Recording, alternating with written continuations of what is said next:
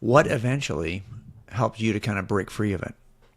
Learning scripture and then realizing what really this movement was. So, in other words, the simplest way I can put this is hermeneutics. Yeah. Like actually learning what the Bible Yep. says in context Yep. was huge for me. Yep. Yep. Yeah.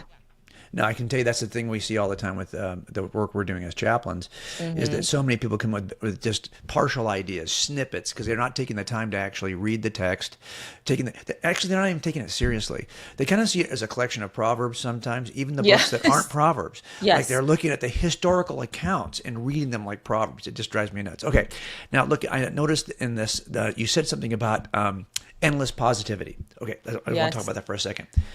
I think when people hear that term, they just, oh, what's negative about positivity? Right? They see it as like, how can positivity be negative? But what you're saying is that it can be destructive. Oh yeah. And okay, so now here's the thing that I think was probably most people would, and maybe you were struggling with this too. How do we distinguish between like toxic positivity and just biblical hope?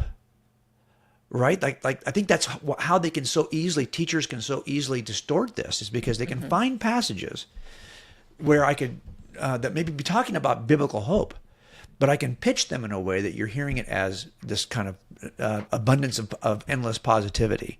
Hmm. So tell me how do you critique one without destroying the other? Well, I think it comes from a element of looking at it under a lens of reality. So you have toxic, positive things all the time. Think of, the way I like to put it is toxic relationships.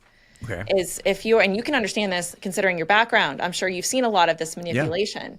where you say you're in a relationship where they're grooming you, like they're swooning you, they're bringing you in, they're showering you with all this love, and boy, you feel so good.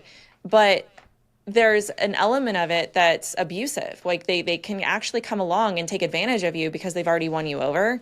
Mm. And but look at all the good, right? Look at all the good, but he's so good to me here. And so there's excuses that can be made. So there's one perspective. The other perspective that I think that a lot of people would be more used to is you can have look at the culture. You can have oh no, you know what? Actually, I'm going to use a parent. I'm going to use a permissive parent for this example because you have the intention of wanting to make somebody happy, your child. And so, in doing so, you think that it's actually a good thing if they always love you, if they're always happy.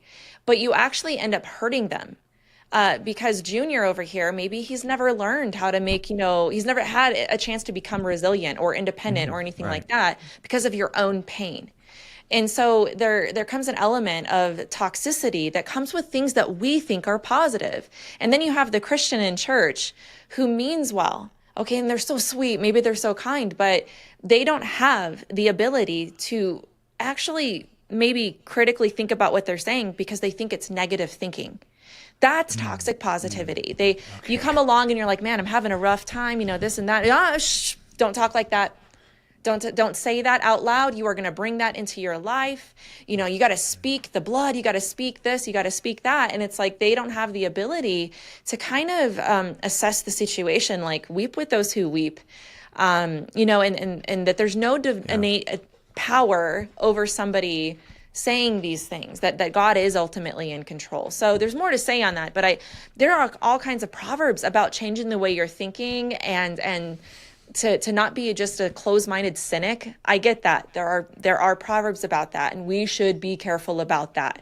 That's why there's wisdom in these kinds of things. But there's also wisdom in taking positions that ultimately deny what's true and real because you think that you're being positive when you're entering into this toxic positive space.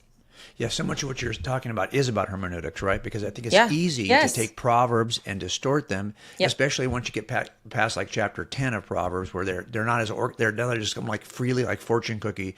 Yes. One verse may have nothing to do with the next verse. They're just kind of like the collection of Proverbs. They're easy to disconnect. But the Exactly. same author of Proverbs writes Ecclesiastes, where he's putting these ideas in the context, and it's a very different Amen. story, right? Yep. So, okay, so tell me then, where do people in this movement or Christians who have been influenced by this movement, like where do they put suffering? If in other words, like as I'm listening to you, we as Christians, understand the role of suffering and Yep. how a good, just, and gracious, just and merciful, true and gracious God could use suffering in a way that is actually intended for his creation. But what do these folks do with suffering?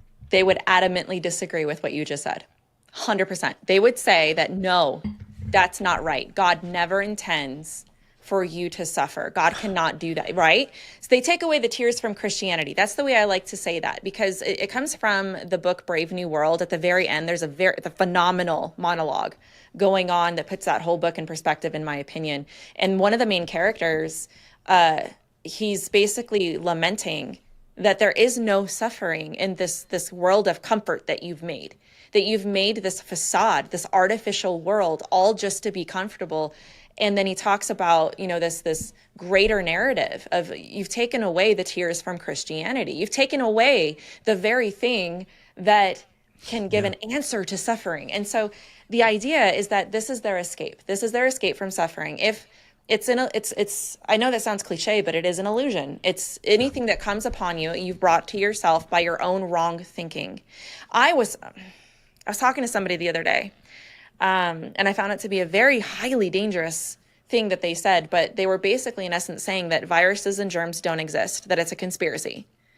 And Jim, I understand that, people believe what they do, but that doesn't come from a heart of truth. That comes from a heart of distrust, of fear. You are believing that because of your pain. You're believing that because you don't trust people. Now think about that. I call this the pain point. You have your word for it. I have my word. And a lot of people have been traumatized. And the reason why they don't want to deal with suffering, they don't want to deal with this, is because of their pain. It's not because it's true, but the very answer that they're looking for is in the cross. It's in the suffering of Jesus, of what he did for us. And so they would say that, no, God never wills you to be, he doesn't want you to suffer. So you have it within your own power to bring about your own personal happiness and success and prosperity. So, and this goes for sickness as well. You can imagine the troubles that this causes, because it's I call this soft legalism, because basically you're coming up with another legalistic way to stay in control. And that's really what it comes down to, is control. People want control. And I say in the Christian message, it's letting go of that control and listening to what Paul said, that it's about being content in the Lord. His grace is sufficient. Yeah. So the people then who embrace these, and I think a lot of people probably embrace these views subtly, don't you? It's not like they are saying, okay, well, now I'm shifting over. They just seep into their Christian worldview. Before long, they've got a bad worldview. Okay. So then do they see suffering as something that they are personally causing? They are responsible for their own suffering? Or do they still recognize that? Because, when I talk to people about this all the time, especially officers who have suffered, I've talked to guys who are so critically injured that they're retired at the age of 35. They have a very short lifespan probably left to them in their disability, just the way they were injured, a lot of brain injuries, these kinds of things. And of course, the question is, why would God allow this to happen to me? But if you read the Old Testament, you and I both know, you will see places where God is never the author of evil, but he is often the author of suffering, because he wants it to accomplish something in you that cannot be accomplished in any other way. Now, I see this often, especially related to the nation of Israel, when God is talking about the nation of Israel. But if I'm thinking that I'm the cause of all suffering, do they still believe that Satan causes suffering to destroy you? But God is doing something with it that's like discipline, more so than it's destruction. But what do they still believe that Satan is the cause? I guess I'm trying to figure out, where does it come from?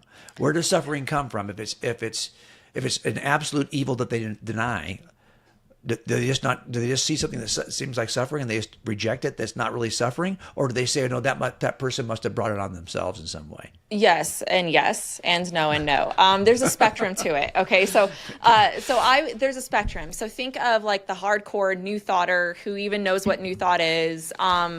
They understand where the movement came from, and they still exist. I did a lot of interviews for my book, and I went into these centers, right? So you have that spectrum over here. Then you have everything in between, to the secular person who's probably doing manifestation, to the Christian who's in a Word of Faith church, or maybe the Christian who's not.